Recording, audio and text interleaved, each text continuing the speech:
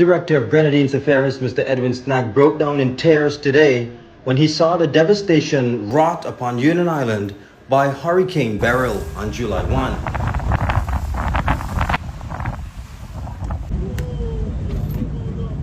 Scores of people were evacuated from the island today after the destruction.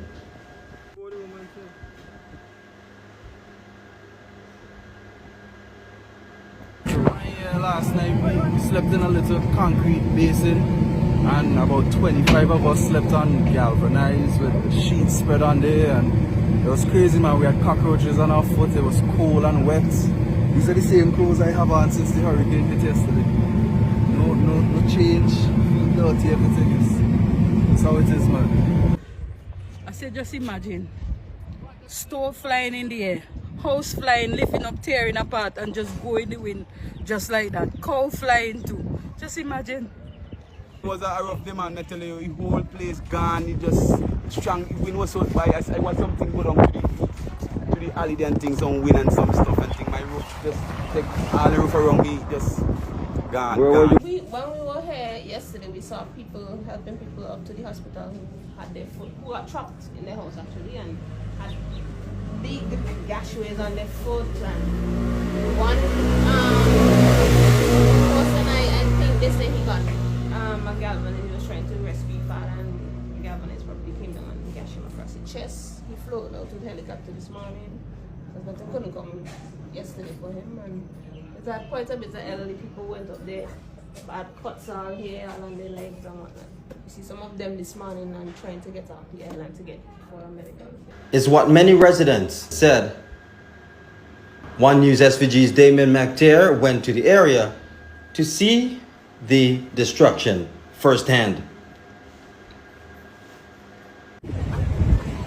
It's unthinkable damage here in Union Island, here in the southern Grenadines.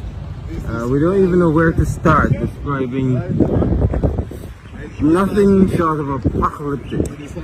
Fallen poles everywhere, storm surges wreak havoc in this area at the harbor in Clifton. Every house has been touched in one way or another here in Union Island. It looks desolate, like a bomb was dropped here.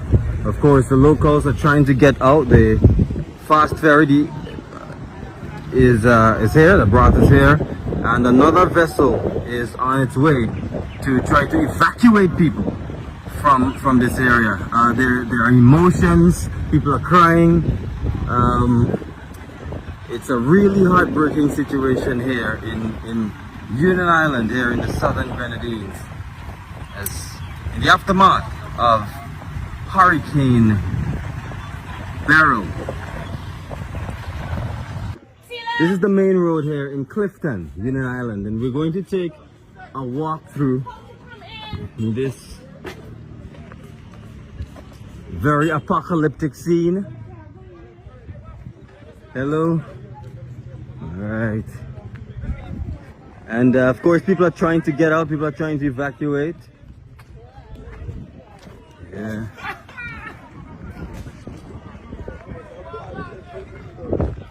Everything is flat, containers moved,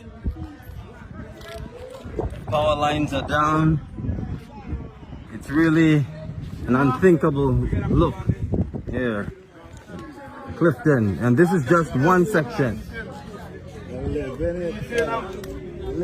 Of course, the locals are still trying to keep their spirits up.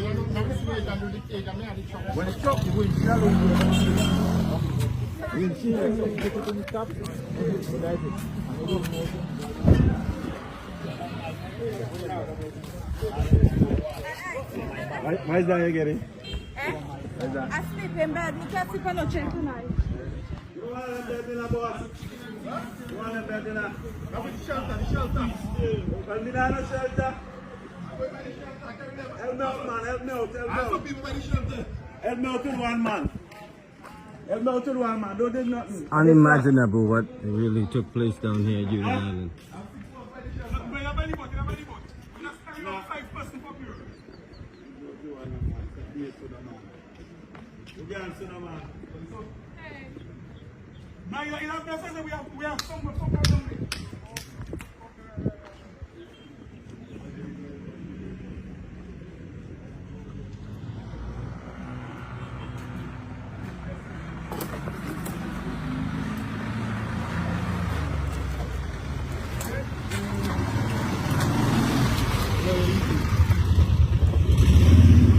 High tension wires are down, so you know electricity will not be up and running here in this place anytime soon. Inland Revenue Office down as well.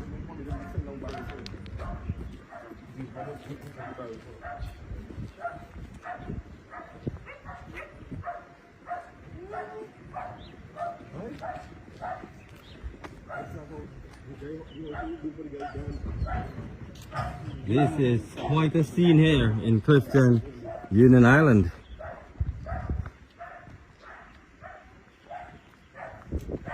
This is apocalyptic devastation. Everything, every building has been touched by the wrath of Beryl.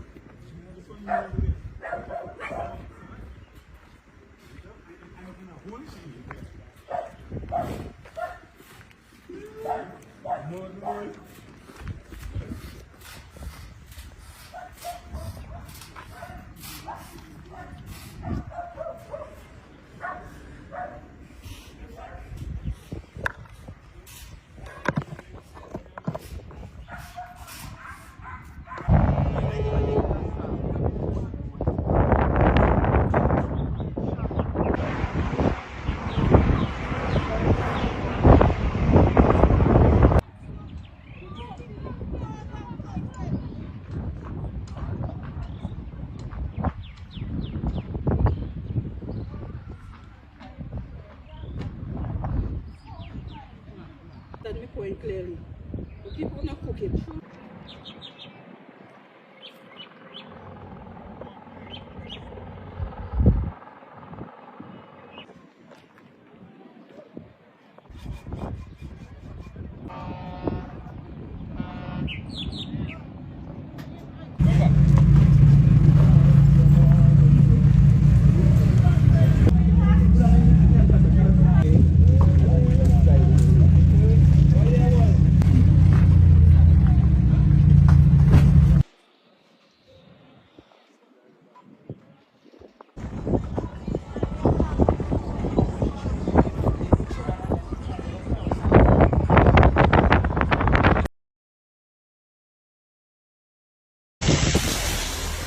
Aid has begun to arrive in Union Island in the southern Grenadines, as well as the other southern Grenadine islands affected by Hurricane Beryl on July 1.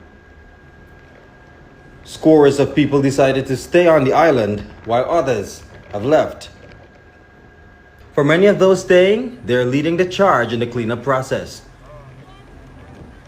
One man who lost everything but has been using his vehicle to help coordinate relief efforts, Mr. Abdon White, said more hands are needed on the ground and more assistance is needed. It has been good and it has been coming in, but it has been very tiring. We need more hands on the ground. We need persons to assist with cleaning. We need more medical people because some of the nurses, they have been injured. Some of the nurses, they've lost everything.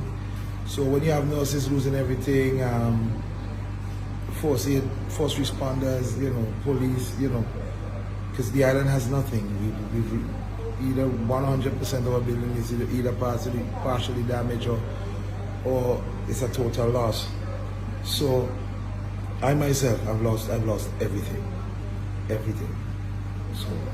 Meanwhile, Mr. Ozari Williams expressed similar sentiments.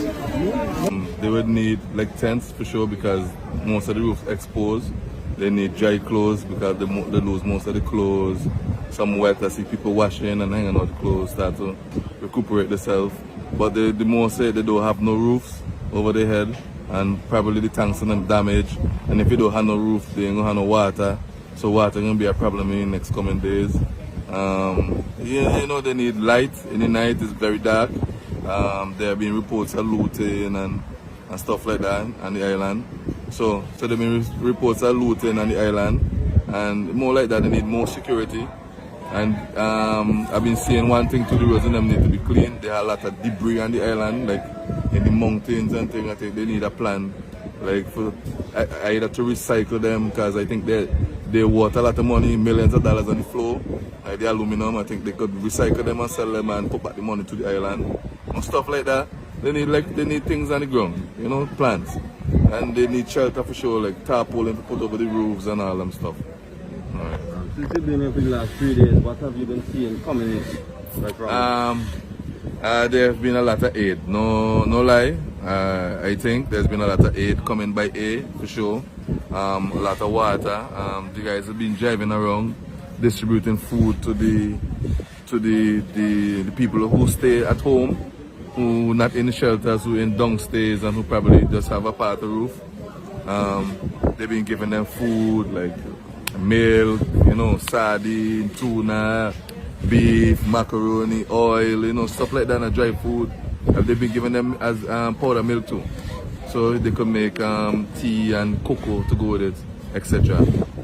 You know, a lot of people look the stoves and think they might need like one stove burners, you know, and gas. I think gas is really expensive on the island.